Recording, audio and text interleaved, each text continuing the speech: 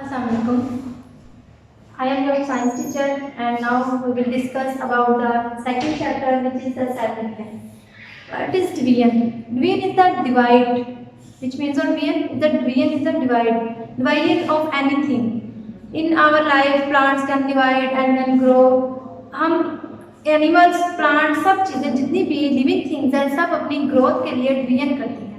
जब वो डिवाइड करती हैं, एक सेल 2 में डिवाइड होता है, 2 4 में, 4 8 में डिवीजन होती रहती है और हमारी बॉडी क्या करती है, ग्रो करती रहती है। हमारी लाइफ में हमारे सर्वाइव के लिए, हमारी सर्वाइवल के लिए, हमारी रिप्रोडक्शन के लिए और ग्रोथ के लिए डिवीजन इम्पोर्टेंट है। डिवीजन नहीं होगी तो हमारे सेल डिवाइड नहीं करेंगे और हम ग्रो नहीं करेंगे। हमारी डिवीजन जितनी ज़्यादा डिवीजन होती है उतने सेल क्या करते हैं, ग्रो करते हैं, डिवाइड होते रहते हैं। इसके लिए हमारे पास सेल डिवीजन की डेफिनेशन क्या है? डिवीजन क्या है? It is a process by which cell divides into 2 daughter cells. Cell क्या करते हैं, डिवाइड होते हैं 2 डॉटर सेल्स में। एक सेल है उसकी डिवीजन होती है और वो डिवाइड होता है 2 में। इसी तरह 2 4 में, 4 8 में और हमारी पूरी बॉडी बनती है। हमें पता है कि हमारा लिविंग ऑर्गेनिज्म, जितने भी लिविंग हैं थिंग्स हैं, उनके सर्वाइव के लिए सेल जरूरी है। Cell is the basic part of division, ठीक है। लाइफ का सेल बेसिक पार्ट है इसका, लाइफ का। तो हमारे सेल क्या करते हैं, हमारी बॉडी में भी, हमारी body millions of trillions of cell से मिलकर बनी है, ये हम पहले से जानते हैं, ठीक है। तो उन्हीं सेल्स की डिवीजन होती है और हमारी बॉडी ग्रो करती है। हमारी हाइट जो बढ़ती है, हमारे सेल्स जो ग्रो करते हैं, हमारी स्किन सेल्स न्यू आते हैं, वो किसकी वजह से आते हैं, हमारे डिवीजन की वजह से। अगर हमारी स्किन पे कहीं पे चोट लग जाए, उस चोट को रिकवर करने के लिए वहाँ से हमारे सेल्स क्या हो जाते हैं, डैमेज हो जाते हैं या वहाँ से शेड ऑफ हो जाते हैं, उतर जाते हैं। उन सेल को रिपेयर करने के लिए नियर बाय सेल्स होते हैं, वो डिवाइड करते हैं और उस स्पेस को फिल करते हैं। इसलिए हमारी लाइफ में जो डिवीजन है वो बहुत इंपॉर्टेंट है, ठीक है। सेल डिवीजन क्या है? This is a process by which cell divide into 2 daughter cells, ठीक है। अब 2 डॉटर सेल्स कौन से होते हैं? पेरेंट सेल्स कौन से होते हैं? वो सेल जिन्होंने डिवाइड करना होता है, ठीक है। पेरेंट सेल्स कौन से होते हैं? वो सेल जिन्होंने डिवाइड करना होता है। और डॉटर सेल्स वो सेल जो डिवीजन के बाद बनने वाले सेल्स होते हैं, उन्हें हम क्या कहते हैं? Daughter cells. The cells which are produced as a result of cell division, जो सेल डिवीजन के बाद बनने वाले जो सेल्स होंगे उन्हें हम क्या कहेंगे? डॉटर सेल्स, ठीक है। इसी तरह डॉटर सेल, इन सेल के डिवीजन के लिए हम सेल को प्रिपेयर होना पड़ता है डिवीजन के लिए। सेल को प्रिपरेशन के लिए जो उसका प्रिपरेशन टाइम होता है, पीरियड होता है, उसे हम कहते हैं इंटरफेज।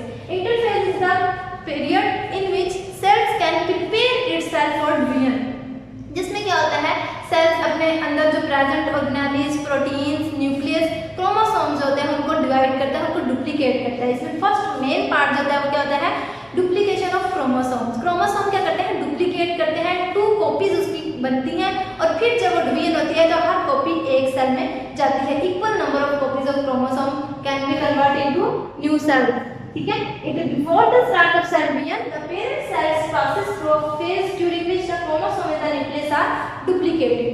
ये वो फेज होती है जिसमें सेल अपने आप को प्रिपेयर कर रहा होता है डिवीजन के लिए। जो बेसिक नेसेसिटीज होती हैं उसकी डिवीजन के लिए उनकी प्रिपरेशन कर रहा होता है, ठीक है। उसके बाद हमारे पास है phases of division, cell division. Cell division की 2 फेजेस होती हैं, ठीक है, जो कि है न्यूक्लियर फेज है और साइटोकाइनेसिस। न्यूक्लियर डिवीजन में क्या होता है? न्यूक्लियर यानी न्यूक्लियस की डिवीजन। न्यूक्लियर डिवीजन क्या है? न्यूक्लियस की division of nucleus. And cytokinesis is the division of cytoplasm, ठीक है। साइटोप्लाज्म की डिवीजन होगी तो उसे हम क्या कहते हैं? साइटोकाइनेसिस। न्यूक्लियस की डिवीजन होगी तो उसे हम क्या कहते हैं? Nuclear division. ये दोनों मिलके पहले न्यूक्लियस डिवाइड करता है, साइटोप्लाज्म डिवाइड करता है। दोनों जब डिवीजन होती हैं तो फिर न्यू सेल्स की फॉर्मेशन होती है। जिस तरह से ये एक सेल है, ये न्यूक्लियस डिवाइड हुआ, उसके बाद साइटोप्लाज्म डिवाइड हुआ तो न्यू सेल्स बने हैं।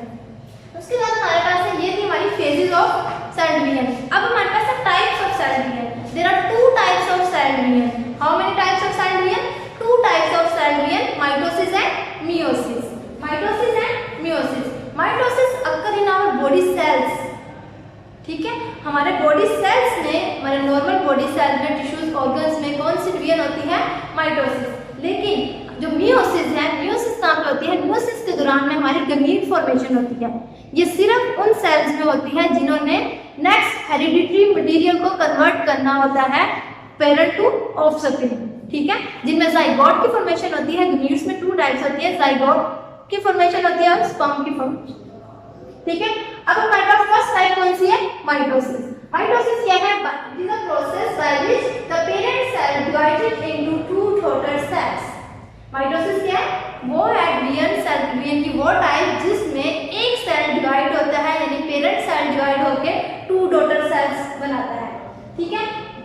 इसमें डिफरेंट फेजेस आती हैं डिवीजन की, जिसके थ्रू ये क्या होता है, सेल डिवाइड करता है। फर्स्ट कौन सी है, हमने पढ़ी है इंटरफेज होती है। इंटरफेज क्या है, सेल प्रिपेयर कर रहा है, जिसमें क्या होती है, क्रोमोसोम की डुप्लीकेशन होती है। Half number of chromosome divide करते हैं, डुप्लीकेट करते हैं और कॉपी ऑफ क्रोमोसोम बनती है। उसके बाद नेक्स्ट फेज आती है, जब क्या होता है, न्यूक्लियर डिवीजन की वो फेज जब क्रोमोसोम अरेंज होते हैं सेल के अंदर, सेल का साइज इंक्रीज होता है, स्पिंडल फाइबर्स बनते हैं और वो क्या करते हैं, इनलार्ज करते हैं सेल को, और इनलार्ज करने के बाद क्रोमोसोम को उनकी मिडिल सेंट्रल पार्ट में अरेंज करवा के उसकी डिवीजन करवाते हैं। स्पिंडल फाइबर क्या करते हैं, ये सेंट्रियोल्स होते हैं, ये जो सर्कल में छोटे छोटे नजर आ रहे हैं सेंट्रियोल्स हैं। सेंट्रियोल्स से स्पिंडल फाइबर निकले होते हैं, जो क्या कहते हैं, धागानुमा साख्ते होती हैं, जो क्रोमोसोम को अपनी तरफ एक पार्ट की तरफ, दूसरे क्रोमोसोम को दूसरे पार्ट की तरफ खींचती हैं। इस तरह से क्रोमोसोम सेंटर में अरेंज है, ठीक है, ये सेंटर है, समझ, सेंटर में क्रोमोसोम अरेंज है, इधर स्पिंडल फाइबर, ये स्पिंडल फाइबर का है। तो वो क्या करते हैं, वो उनको अपनी तरफ खींचते हैं, एक पोल की तरफ और दूसरे पोल की तरफ, राइट और लेफ्ट, वो दोनों एक दूसरे की तरफ खींचते हैं। और क्या होता है, क्रोमोसोम क्या कर देते हैं, डिवाइड होते हैं हाफ में, हाफ वन पोल की तरफ, हाफ सेकंड पोल की तरफ। थर्ड में क्या होता है, इसको हम कहते हैं न्यूक्लियर डिवीजन, यानी न्यूक्लियर यानी क्रोमोसोम क्या हो रहे हैं, डिवाइड हो रहे हैं। उसके बाद आते हैं साइटोप्लाज्म यानी साइटोप्लाज्म की डिवीजन। ये जब डिवाइड हो जाते हैं तो इसके इर्द गिर्द एक न्यू लेयर बन जाती है दोनों सेल्स के इर्द गिर्द, ठीक है। अब उसका साइटोप्लाज्म भी डिवाइड करना है। साइटोप्लाज्म को डिवाइड करने के लिए इसके मिडल में एक कनेक्शन बनता है फाइबर्स का, और वो क्या करते हैं, इनको उसकी वजह से क्या होता है, पिंच आउट होती है मेम्ब्रेन जो होती है, सेल मेम्ब्रेन, सेल वॉल जो होती है, वो अंदर को पिंच आउट होती है। पिंचिंग होने की वजह से यानी ऐसे है पहले, ठीक है, ये समझ के दो सेल्स है, वो पहले ऐसे सेंटर से वो पिंच आउट होगी, पिंच आउट होने के बाद मिलेगी और फिर क्या हो जाएगा, दो सेल डिवाइड हो जाएंगे, एक सेल टू में डिवाइड हो जाएगा। इसी तरह ये 1 2 डिवाइड हो गए। अब इनका साइटोप्लाज्म डिवाइड होना है तो किस तरह से होना है, ऐसे, और बाद में वॉल में अंदर पिंच आउट होना है और ये 2 में डिवाइड हो जाएंगे सेल। ये क्या है हमारे पास, mitosis. Mitosis process by which parent cell divide into 2 daughter cells. Second type of mitotic cell division is the meiosis.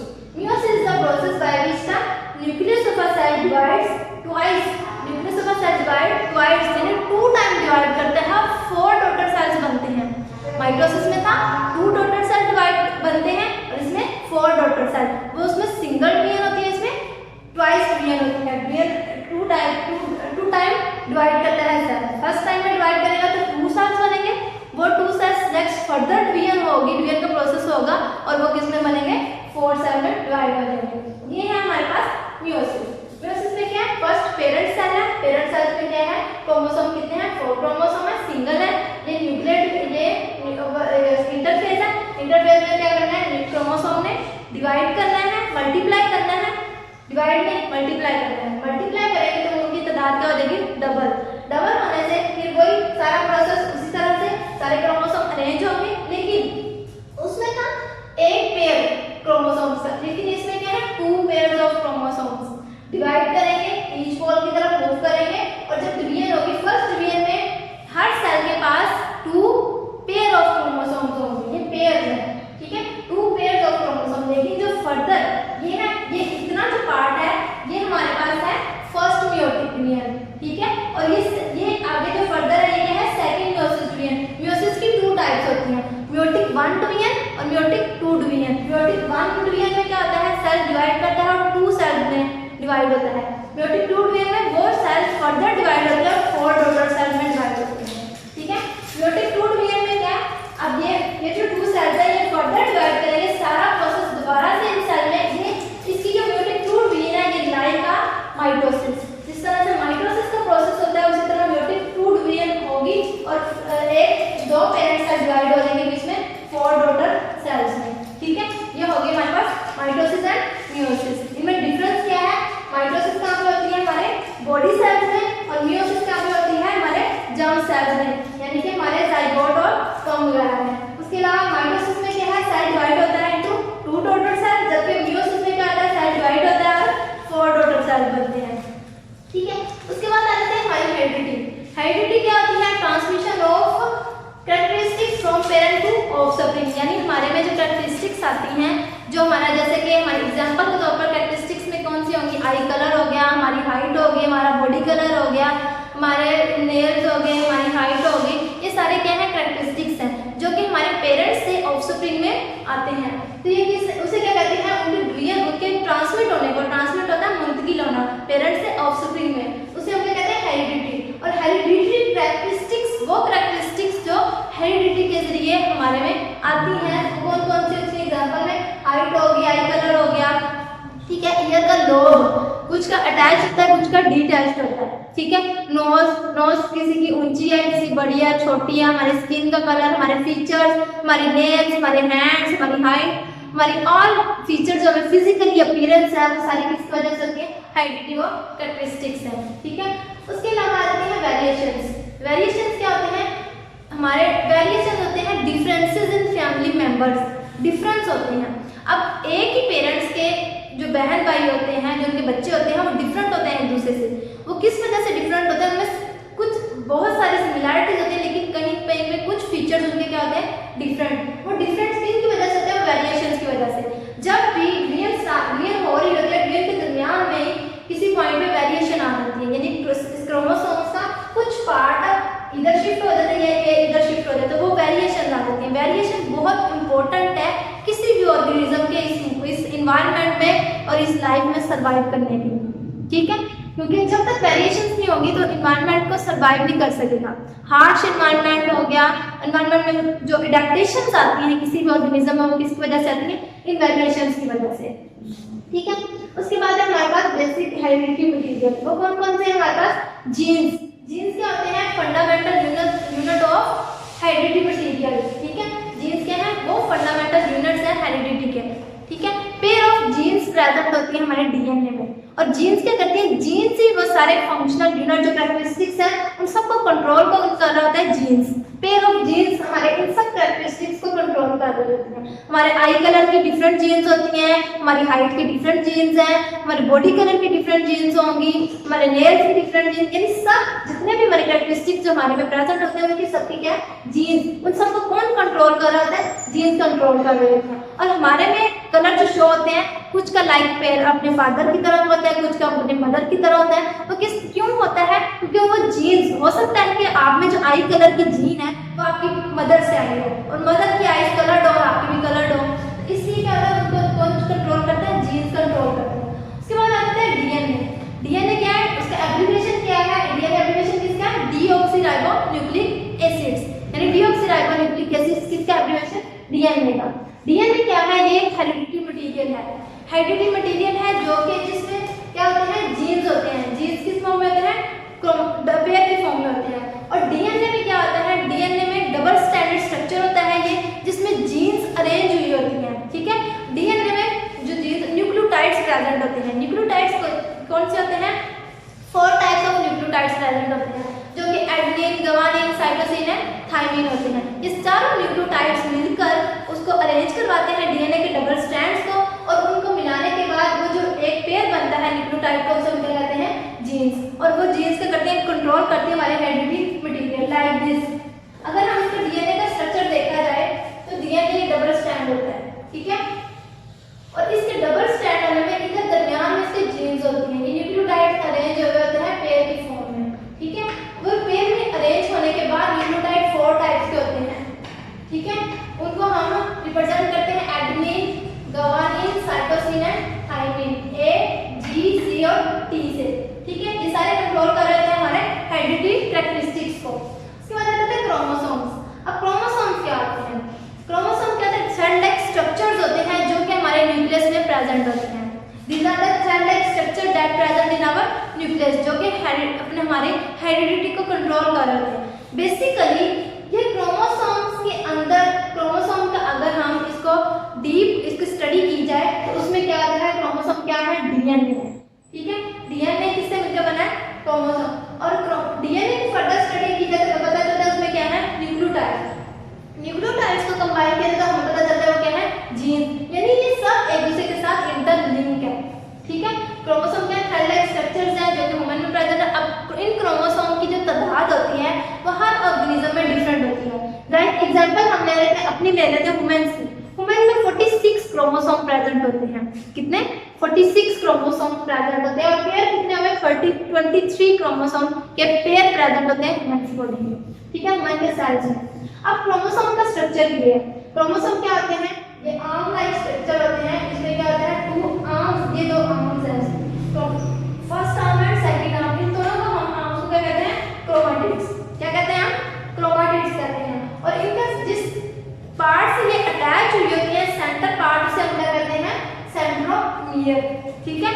अगर हम देखा जाए हमारे पास अगर हो तो हम इसकी एग्जांपल इस तरह से ले सकते हैं, आप समझे कि ये हमारे पास क्या है, ये क्रोमोसोम का स्ट्रक्चर है, ठीक है, ये उसके क्या है, क्रोमाटिड्स है। इन क्रोमाटिड्स किससे किससे अटैच है, सेंटर पॉइंट से, उस सेंटर पॉइंट्स को हम क्या कहेंगे, सेंट्रोमियर, ठीक है। और ये जो उसकी आर्म्स है इसके हम क्या कहते हैं, chromatids. Pair of chromatids make a chromosome, ठीक है।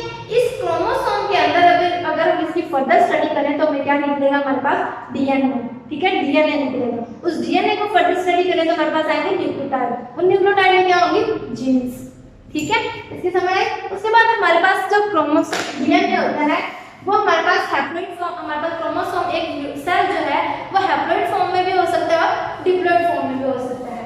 हैप्लॉइड क्या होगा, जिसमें हाफ नंबर ऑफ गमीट्स हो या हाफ नंबर ऑफ क्रोमोसोम हो, उसे हम कहेंगे हैप्लॉइड, उसको हम रिप्रेजेंट करते हैं एन से, सिंगल एन से। और एक होता है डिप्लॉइड, डिप्लॉइड में क्या होता है, पेयर ऑफ क्रोमोसोम या पेयर ऑफ गमीट्स प्रेजेंट होते हैं, ठीक है। पेयर ऑफ क्रोमोसोम में इसमें टू गमीट्स कंबाइन करते हैं और एक सेल बनाते हैं, और इसलिए उसमें तादाद क्या होती है, डबल होती है, इसलिए इसको रिप्रेजेंट किया जाता है 2n। और डिप्लॉइड को हम जाइगोट भी कहते हैं, ठीक है, जाइगोट भी कहते हैं, क्योंकि उसमें अब ये जैसे इसकी एग्जांपल है, ये क्या है, एक सेल है, ये सेल क्या है, ये कंप्लीट है, इसमें पेयर है, ठीक है, इसको क्या कहेंगे, ये क्या है, डिप्लॉइड है। लेकिन अगर हम इसी के मुकाबले ले लें तो ये क्या है, हैप्लॉइड है, उसमें क्या है, सिंगल है, ठीक है। उसके बाद आ जाता है इनहेरिट। अब कैरेक्टरिस्टिक्स जो होती हैं टू टाइप्स की होती हैं, हमारे में जो कैरेक्टरिस्टिक्स सारी शो हो रही होती हैं वो टू टाइप्स की होती हैं, इनहेरिटेबल कैरेक्टरिस्टिक्स और नॉन इनहेरिटेबल। इनहेरिटेबल का मतलब होता है इनहेरिट, जो किससे आ रही है, हमारे पेरेंट्स से हमारे में आ रही है, किसके थ्रू, हमारी जीन्स के थ्रू, डीएनए के थ्रू, ठीक है, हमारे में आ रही है, उन्हें हम क्या कहेंगे, इनहेरिटेबल कैरेक्टरिस्टिक्स। जैसे हमने फर्दर एग्जांपल्स की पढ़ी हैं, हमारा हाइट हो गया, आई कलर्स हो गया, ईयर लोब होगी अटैच्ड और डीटैच्ड। कुछ के ईयर्स की लोब जो होती है वो अटैच्ड होती है उनकी स्किन के साथ, ठीक है, और कुछ की क्या होती है, डीटैच होती है, ये लोब फ्री होती है, ठीक है। आई कलर्स हो गया, कुछ में ब्लू कलर्स की आईज होती हैं, ग्रीन कलर्स की होती हैं, ब्राउन होती हैं, ब्लैक होती हैं, ग्रे कलर की होती हैं, डिफरेंट शेड्स होती हैं। वो शेड्स किस वजह से आती हैं, जीन्स की वजह से। और उन कैरेक्टरिस्टिक्स को, उन आई कलर को, उन हाइट को, टॉल है, शॉर्ट है, डवार्फ है, हाइट दुबले पतले कैसे हैं, फिगर कैसे है, आपका फीचर्स कैसे हैं, सारी क्या है, इनहेरिटेबल कैरेक्टरिस्टिक्स है।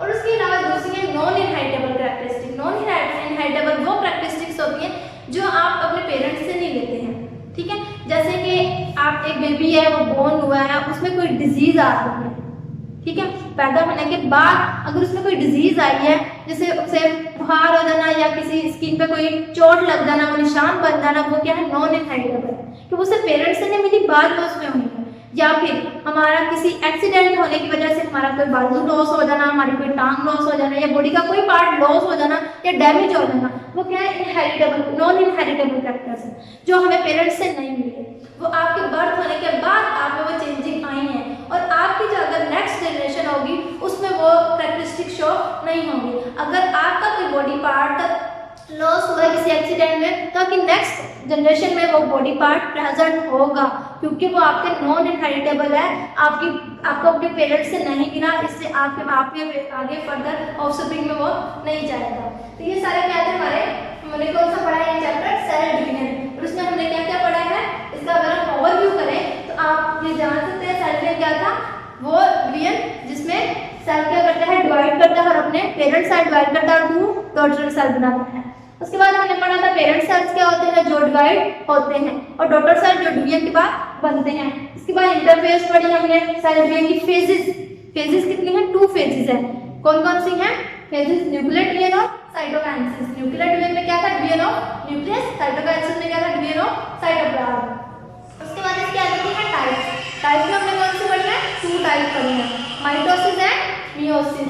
माइटोसिस में क्या था, जिसमें सेल डिवाइड करता है और 2 डॉटर सेल बनाता है, ठीक है। उसकी ये सारी डायग्राम को हमने स्टडी किया है। फर्स्ट पार्ट में क्या है,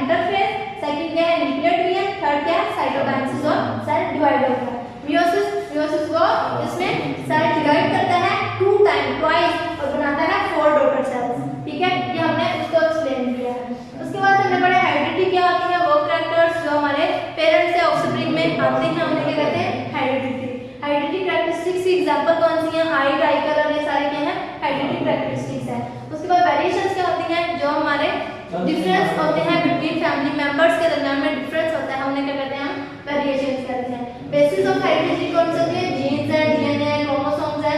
जीन अब क्या होता है, क्रोमोसोम्स, क्रोमोसोम किससे मिलकर बने होते हैं, डीएनए, डीएनए किससे मिलकर बना है, जीन्स से। ठीक है, ये तीनों एक दूसरे के साथ इंटरलिंक है। क्रोमोसोम किसके अंदर प्रेजेंट होते हैं, न्यूक्लियस के अंदर। ठीक है, क्रोमोसोम का स्ट्रक्चर हमने पढ़ा, ये क्या होते हैं, थ्रेड लाइक होते हैं और इनका स्ट्रक्चर ये है। इसमें क्या होते हैं, जो आर्म्स होते हैं उसे हम क्या कहते हैं, क्रोमैटिड्स, और जिस पार्ट के साथ सेंटर पार्ट के साथ ये अटैच होते हैं उसे हम क्या कहते हैं, सेंट्रोमियर। डीएनए का हमने स्ट्रक्चर पढ़ा, थ्रेड लाइक होते हैं ये, डीएनए के स्ट्रैंड्स होते हैं, 2 स्ट्रैंड होते हैं जो एक दूसरे के साथ इंटरलिंक होते हैं, इंटरवोवन होते हैं, लाइक दिस जिगजैग मैनर के थ्रू। जैसे एक जिप होती है, उसको ओपन करें क्रॉस, वो जिगजैग मैनर बनता है, उस तरह डीएनए का स्ट्रक्चर होता है। ठीक है, उसके बाद हमने पढ़ा हैप्लोइड, 2 टाइप्स ऑफ सेल्स होते हैं, हैप्लोइड होते हैं और डिप्लॉइड होते हैं। हैप्लोइड जिनमें नंबर ऑफ क्रोमोसोम हाफ हो और डिप्लॉइड जिनमें नंबर ऑफ क्रोमोसोम जो हो वो 2 हो, 2 पेयर ऑफ क्रोमोसोम्स हो।